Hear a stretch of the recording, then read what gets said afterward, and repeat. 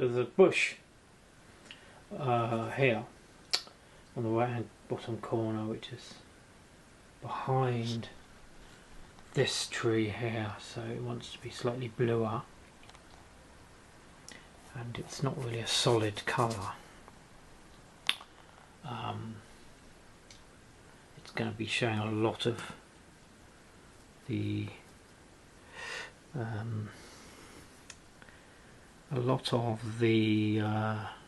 light tree behind it through the gaps. They're very small holes, so I think I'm just going to block that in.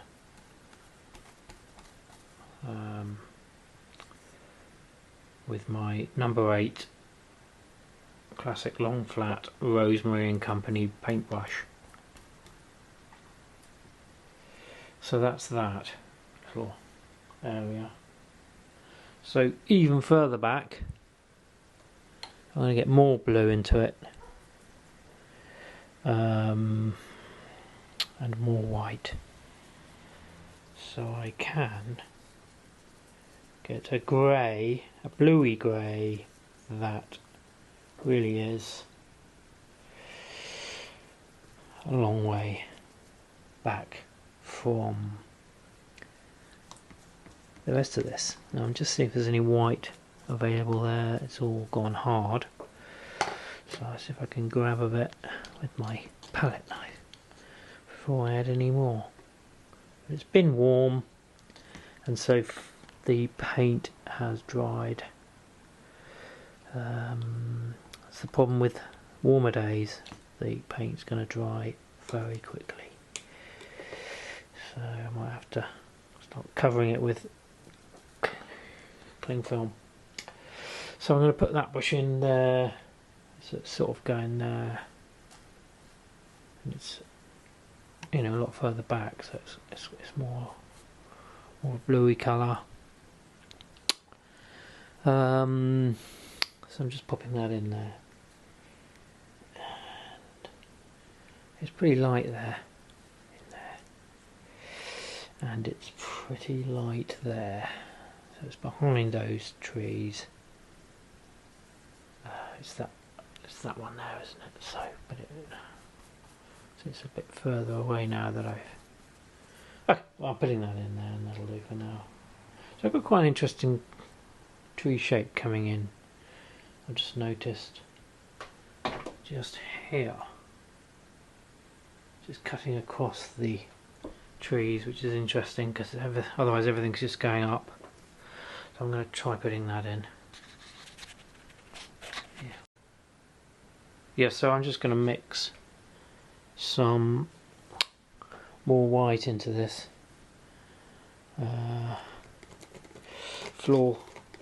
wood floor colour. Probably too much now, to make it lighter, a bit lighter.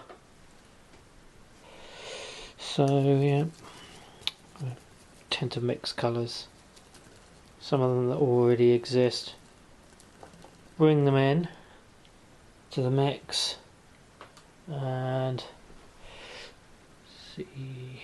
Okay, what's going to happen? So I want them a bit cooler, so I'm going to just put it in there for now, that piece, because that's a plain. I might introduce a little bit of, tiny bit of purple, just because it's, of course, it is contain a bit of red, and I just think it might give me a bit of extra warmth from the sun in that purple, so I've just popped that in there a little bit. Yeah. So that's sort of that is, that plane there is a sort of going uphill. It's going an uphill plane, isn't it? Yeah. So I'm just blobbing that in with that big brush. Yeah. and you know, bits of it are showing through this tree here. Bits of it, just bits. Maybe a big bit there. So that's that. Okay. And then I think I need to think about the excuse me language, I just spilled some paint on the bed. Right, so then I need to think about the lightest things going on in this. I think any small bright branches I can put in later, but the lightest things now are obviously the sky, which, although you can only see bits of it, is popping through those trees all over the place, so it'd be better to paint the sky in completely, and then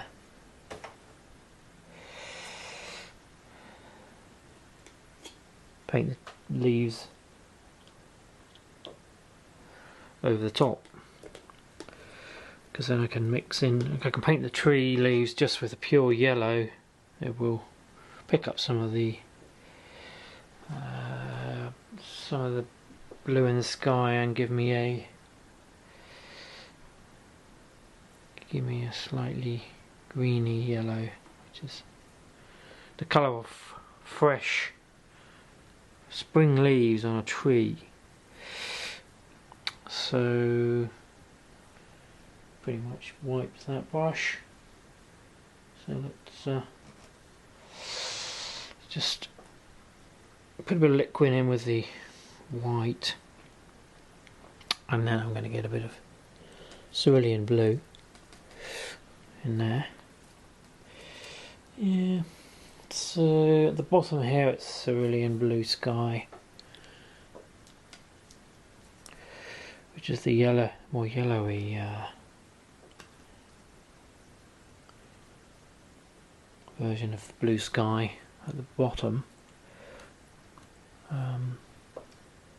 I'm starting off here with that, and yeah, I might as well come all the way down, even though it doesn't show much down here, it's gonna mix in with the yellow. And then on that, just big brush is quick and no hanging about type thing.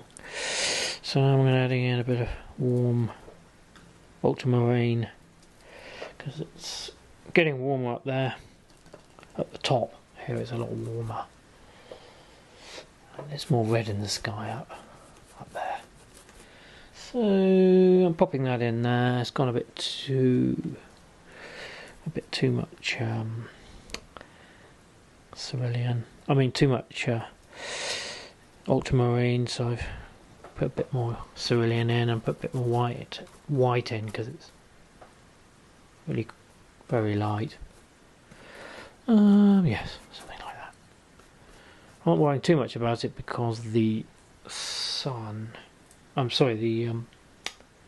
trees are pretty much covering most of that sky,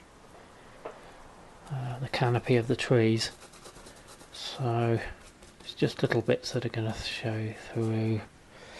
Still adding in a bit more cerulean actually, because we've gone overboard with the warmer ultramarine. Anyway, bang that in there. Okay, so not much more to do. Got the sky in there, picking up a bit of paint from the trees, but doesn't really matter. It's not really a problem. It'll not really notice later on. So there, put a bit there, yeah. Yeah. So I've got that in there. So that's sort of the blue sky done in there. So what I want to do now is, of course, get into the yellow side of this. Just going to wipe my brush on just a bit of rag. Right, so I think what I want to do now is get some yellow on there. Yeah, get the yellow out. So we got your lemon yellow here. You can see that. Popping it onto my palette there. Chuck that in there for now.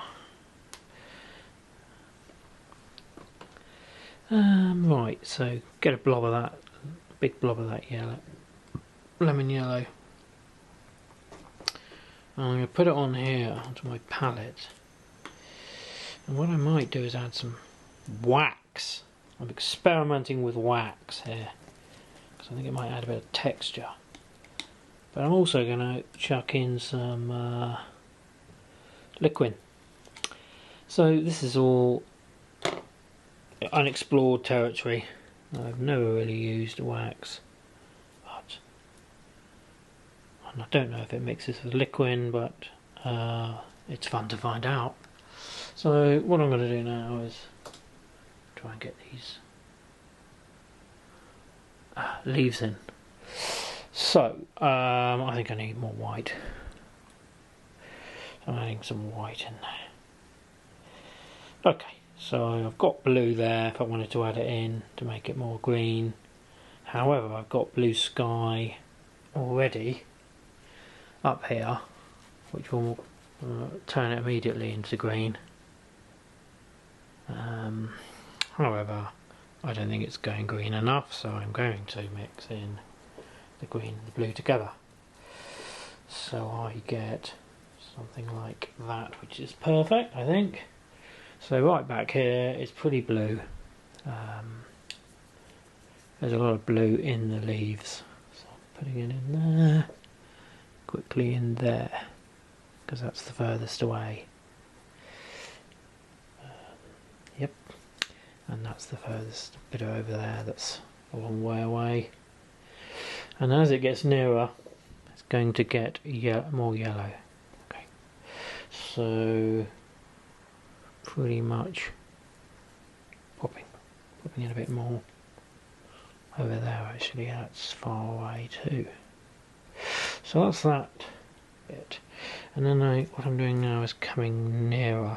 So I'm going to take more yellow and get it brighter up here. This is more in the foreground. It's going to be slightly less blue. So yeah, so blob it in there. It still needs to be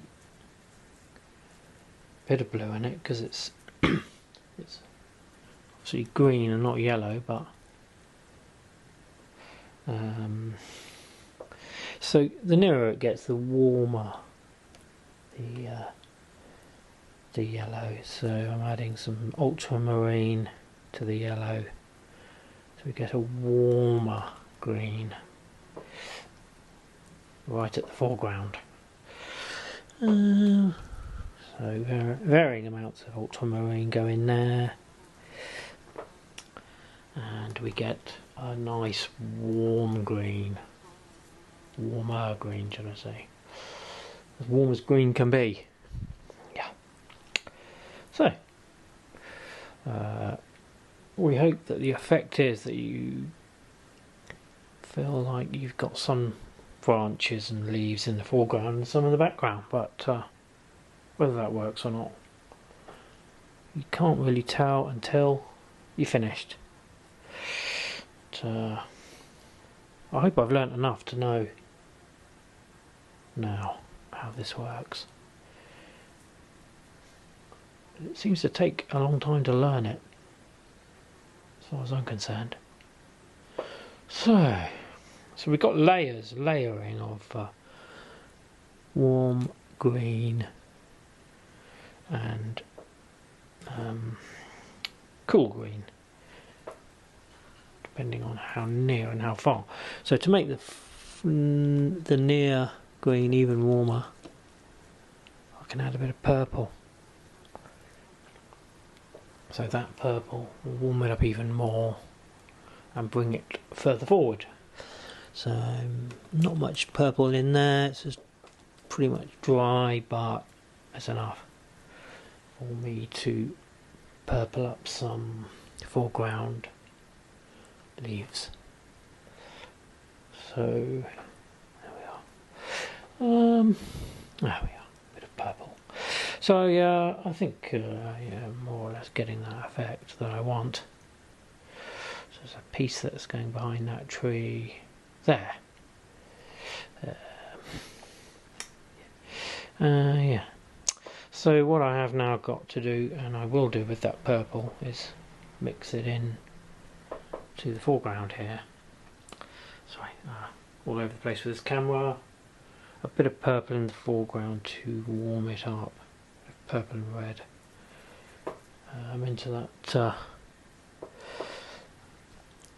Into that leafy bed of the woods. I don't think I've got any purple left actually here, so possible. Yeah, got a little bit, got enough I think.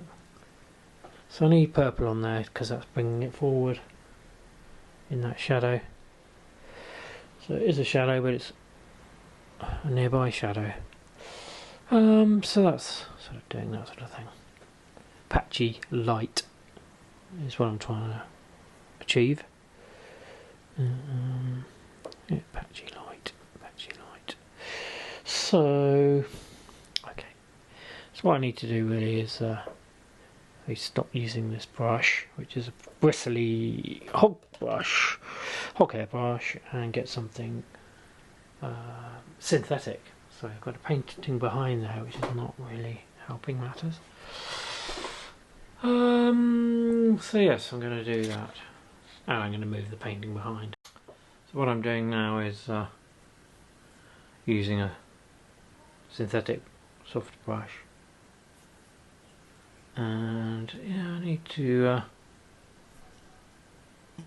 tidy it up, so soften up some of these edges of these leaves. And I've got bits of white that I don't want, so I need to paint over those.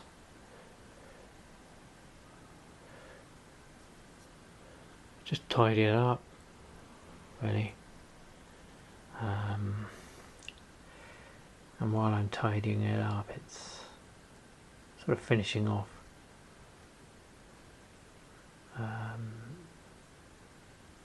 bits of the picture.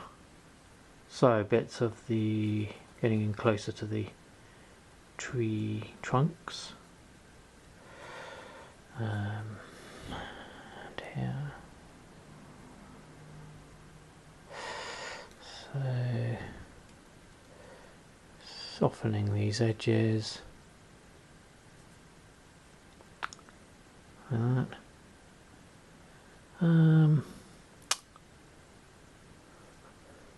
Yeah. So I've still got some white showing through here. Just sort that out.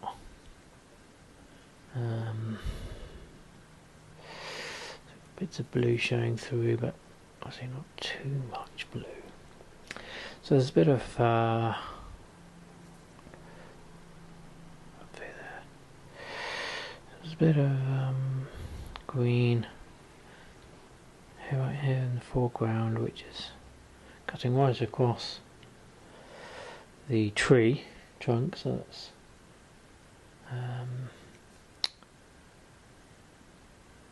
needs to go in there. That's going in there. Right. So what I need to do now is put some other branches in.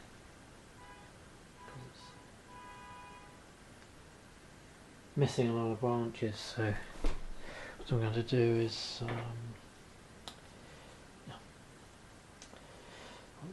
So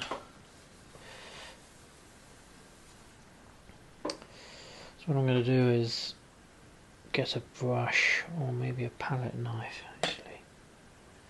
Yeah, palette knife, and put in some fine branches. I'm not really a big fan of big small brushes, but could also try using a small brush as well. And what I can do is actually just take some of the paint that's already on there. So I've got a bit of wax in here, so it's behaving in a slightly different way. But I just need to drag some of that paint away for the branches.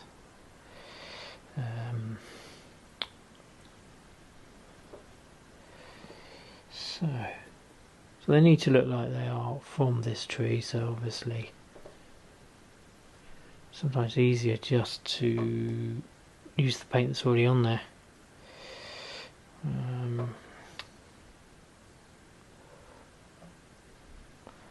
So doing that really, and I think the less you labour on it the better really, because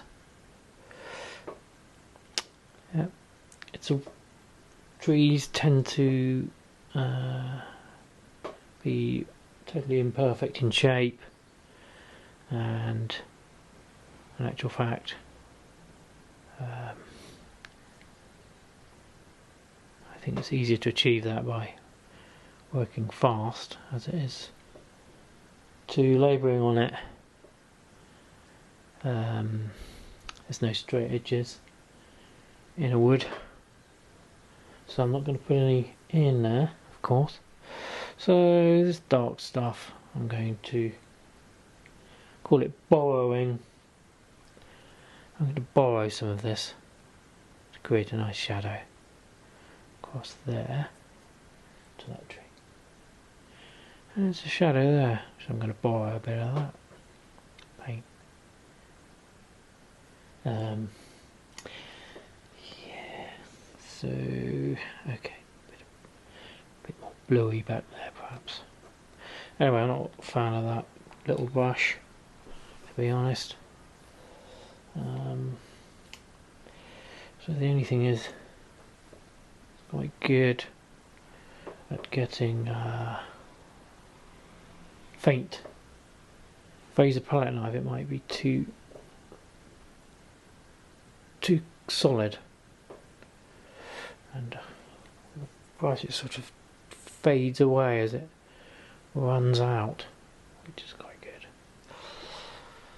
Yeah, so I still haven't got enough leaves and branches. I mean, enough branches on this way. Not really. Well, the idea is to have fun. I'm not necessarily going to get it right, because what is right, painting of woods, is never really precise science or anything like that. So yeah, okay, a few bits and bobs here, there and everywhere, aren't they really? Bits of branch here, there and everywhere. I need to get rid of the white though. Don't want any white on there, do we? Not really. So I'm killing the white. Don't want any white. I don't know what colour that is in there. It's a greeny, bluey colour. Yeah. You know, a few little leaves here and there that are in a... I mean, it's possibly easier to use this big boy to get those darker leaves in the foreground. Maybe. Actually, yeah. So, it's quite dark, some of these leaves in the foreground. And they're coming off these branches here, so... yeah. Maybe I'll get a bit more blue, a bit more of the old ultramarine in there. So you need to start adding some more paint to my palette. It's all getting a bit dry, but that ultramarine is more prevalent than I first thought, and it's just going in there. Yeah, I mean, it could have some more purple in there, but I don't think I can do that right now. I just need to pop in the rest of that. So yeah, I mean, I've kind of spent half an hour on that, maybe an hour, can't really remember. Anyway, there's some bits shining through this bush, so I need to put those in, just here and there and stuff. Yeah, so that's kind of my interpretation of Marlow Common for now.